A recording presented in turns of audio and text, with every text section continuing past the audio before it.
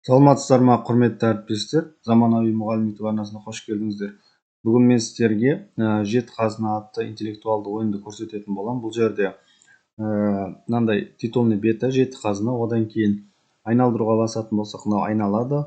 Осы жерде мына теңгелер жеті қазына бойынша, мына жерде ілім білім, одан кейін құмай тазы, жүйрік ат, сосын мыналардың бәрі сол жеті қазынадағы жетеуі. Осы жеті не бойынша тиындарды ашады. Одан кейін мына жерде сұрақтарға жауап береді. Мен ашып көрсетейін. Пока слайд сначала.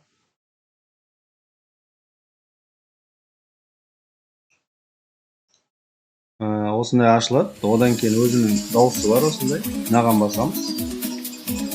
Айналдыруға басамыз. Тура келгенін таңдаймыз осы жерден. Одан кейін мына жерде ойлану керек болса уақытты қолданамыз. Керек емес болса тексеру арқылы жауап мынаған басатын болса қайтадан мына жерге келеді. Одан кейін тағы да айналдыруға басамыз. Қайсысы тура келді, соны ашамыз. Тексеру.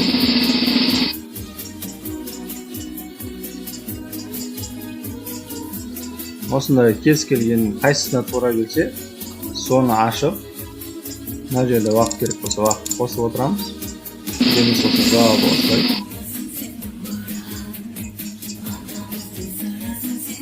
Осындай айналдырамыз. Барлығын осындай ашып.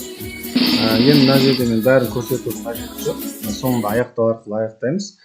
Енді түсіндіріп өтейін. Мына жердегі мынау фонында звук мына жерде тұр, мына үстінде көрсеңіздер. Сіздерде мысалы мынандай ашылатын болса, мынау былай көрінбей тұрса, мына асты жағында бар, кішірейтетін, осыған басып, былай кішірейтіп, мынаны алып тастауға болады, дауысын шығарып қоюға болады, ол жағын өзгертесіздер. Одан кейін сұраған жазбаға келсек, мына жерде сұраған жазасыздар. Маған жауабы, яғни жеті қазына бойынша сұрақ болсын, басқа болсын, сұрақтарын жазып сөйтіп қолдана бересіздер ғой. Бұл ойын керек болса, комментарий арқылы маған өтсеңіздер, сол жерде толығырақ айтамын. Назарларыңызға рахмет.